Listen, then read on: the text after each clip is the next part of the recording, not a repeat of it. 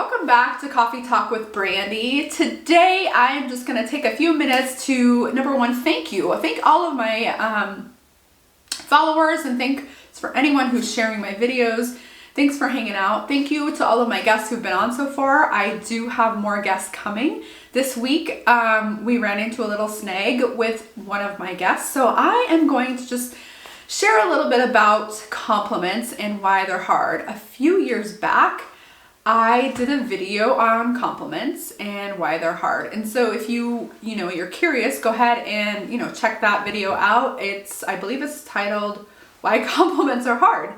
But I wanted to share a little bit about certain things. And if you struggle with allowing, compliments or nice things space in your brain or just even in your thought process, then this is for you. Our brains are wired to our experiences. So if we grow up in a childhood where we weren't seen, where we weren't heard, perhaps, we might have experienced abuse of any kind, whether that's emotional, physical, mental, all of those, sexual, any kind of experience that we have, our brain is hardwired to those experiences. So if you've experienced a lot of negative things, more so than positive, then our brains really are geared towards grabbing that information and wiring our brain. And part of that is because we're a survivalist. So our brain needs to have strategies in place to help us survive. So when our brain routes in childhood, as mine did, I didn't have a lot of ability to see myself as somebody who was worthy of love and belonging. And learning to accept compliments was really difficult. But when I became aware that it was difficult, that was one of the first things in my life that helped me to move forward. Becoming aware of where we're at is the key. And that's what I talk about so often on Coffee Talk with Brandy. Self-awareness is the key to moving forward. Self-awareness is the key to creating the life that you dream of and making it a reality. Because we are held back by our beliefs, by our lived experiences. So when we become aware of what our lived experiences are, we can create a new narrative. So for me, growing up, I heard oftentimes things like, you're fat, guys don't like fat girls, you're not going to date unless you lose weight. All of these things I attributed in my young brain that I was unworthy of love and belonging.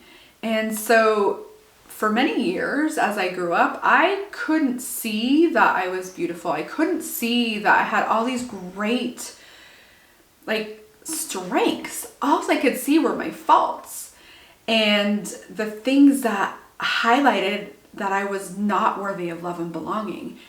And it wasn't until I was in my mid-30s, I was starting to do a lot of my own work with my therapist. And I was actually back into the dating scene after having been in a marriage. So it was approximately 11 years ago, and my internal dialogue was awful. I had a lot of self-hate. I had a lot of just a lot of inability to allow myself to be loved. And heading back into the dating world was pretty brutal at first. When you grow up and you're taught that you're just not pretty or you're not worthy of love and belonging, and you're trying to date, and I was pretty naive, right? I was pretty darn naive going back into the dating world. But I endeavored to go and dive into it. And I am so grateful that when I started to do that I actually started to become self-aware. Because I started to ask myself questions. I started to ask all of the things like, why is that guy,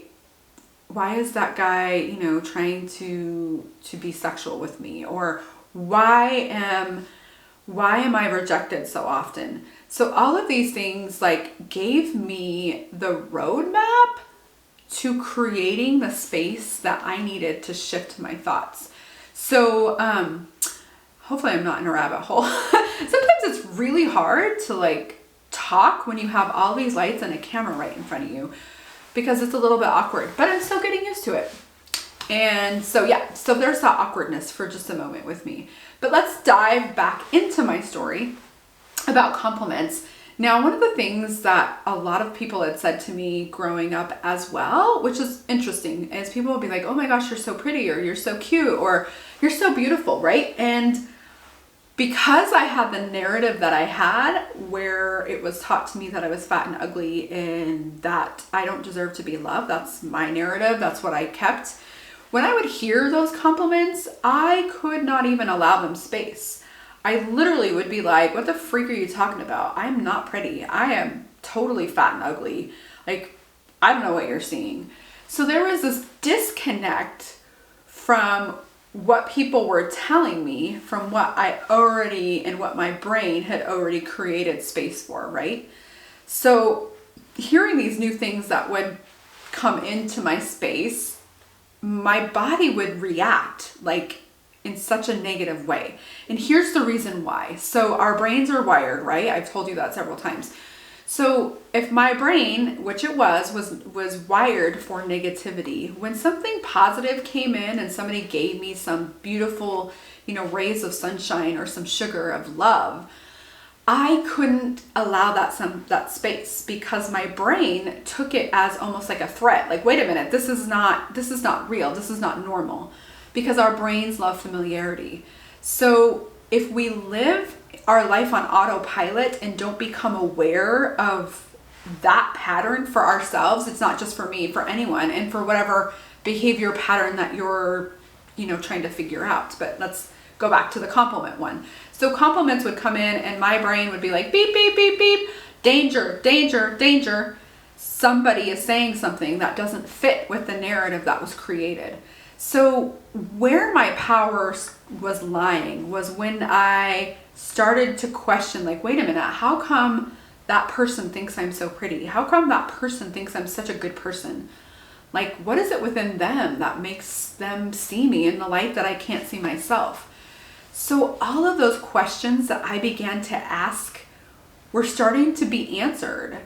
And that is the power that we have, that self-awareness piece. So I started reading all these books on like body language and, compliments and how to allow compliment space. And that was when my life started to really shift. When I started to allow those positive things in, something amazing started to happen. And it wasn't easy though. Let's just say that. It was not easy when I would get a compliment, because I would literally have to stop in my tracks for a moment and think to myself, okay, that person just gave me this beautiful package of a compliment. Now, I don't know how to believe it, but I'm going to allow that compliment space. So I started to create space for that. And what I would suggest, and you guys can do whatever you want, but here's what worked for me, is learning how to say thank you, with no need to give back, no need to try to be like, oh yeah, thanks, I did my hair and my hairdresser, no need to explain wherever you're at. If somebody gives you a compliment, thank you. Thank you for noticing that. Thank you for sharing that with me. That really made my heart feel good today. Learning to accept those compliments in will actually start to shift our brain pattern and our brain chemistry. We will begin to start to create a new neural pathway. So we can shift that to create better outcomes for ourselves. Now, it wasn't just like allowing those compliments in and all of a sudden my negative internal dialogue just went away. Oh my gosh, no. There was so much work to do. But I started by reading about compliments. I started reading about body language. And really, like, as I said, the dating world has been really harsh. But I started to, become aware of the unsaid things that people were telling me. Body language is so oh my gosh, it is so life-changing when you learn to watch how people speak to you in body language, because they're going to tell you things that you might not hear, right? Like, I would have guys who would tell me in a body language that they wanted to come closer to me, and that's not what would happen. So I started to learn that the truth of things is rarely what people say. And that was true of myself, right? So when we become more aware of our own patterns of behavior, and we become aware of who we are and why we act the way we do, when we become really honest with ourselves, we come back home to that authenticity and to that gut instinct. And that can allow us the ability to see other people and the things that they might not say. Now, that doesn't mean like, oh, well, I know that guy meant that, or I know that person meant that when they didn't say it. There's this space that I hold for going, I wonder if this is what that means. I wonder if this is what's going on. I hold a lot of space of curiosity. And curiosity, if you can hold that space for curiosity, that is a sign that you've done a lot of inner healing. Because curiosity comes from vulnerability. So to be curious is really to be vulnerable. So when we can learn to shift that mind frame and allow those compliments space, we can really create a space of change for us. Anyway, hopefully I've said things that might resonate with you. I love doing this. I love Coffee Talk with Brandy. I look forward to continuing to meet you guys in public.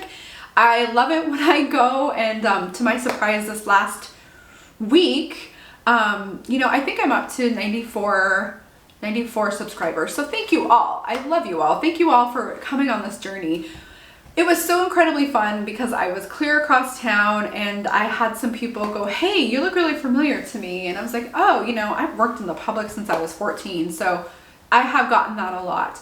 But the response was like, oh my gosh, you're the girl from that Coffee Talk show. That was so cool. So anyway, if I get to see you and meet you guys out in the public, feel free to say hello. Feel free to, be part of the show. If you want to come on and you have a story and you just want to talk, let's do it. I love people, and I love it when I can offer people a safe space to feel seen and heard. There's so much pain in our world today. There's so much disconnection. And I know we talk about and we blame and shame like social media and all of this stuff. But what it really comes down to is that every single person needs a safe person to allow them space to tell their truth. And not only somebody who's safe, but somebody who knows how to ask the right questions. And that's something that I offer and that I provide. When you know the right questions to ask people to help them on their journey to healing, it's such a beautiful thing. I hope you guys all have a beautiful day. Next week, I have a phenomenal fun guest. I met them while I was out hiking. So you can meet anybody and have some great conversations. And we had some fantastic conversations about Gabor Mate, who is, I will always say, is one of my favorite people. Please look into Gabor Mate if you have any inclination to just kind of figure out your own self, because he is such an inspiration. And I know that he's been through a lot. But he has helped me to realize that I don't have to have this massive platform to be able to change people's lives. He reminds me that I don't have to have a PhD to help people be seen and heard. That I can help people exactly where I'm at because I've done my own work and because I am a certified peer support specialist. He validates the very fact that my biggest mission in life is to give people that space to be seen and heard and to be loved. I desire a kinder world, and I know the only way we can do that is if we create space for healing. So let's do that together. Anyway, have a beautiful day. Do not forget to subscribe. Join Coffee Talk with Brandy, whether it's via just on YouTube. I'm on Instagram. I'm also on Facebook at Pursuing Confidence. Yeah, I keep trying to change Pursuing Confidence name back to Coffee Talk with Brandy, but Facebook does weird things and they won't let me. So I don't know why. Anyway, join me and I will see you soon. Have a beautiful day, and don't forget that coffee is just love in a mug.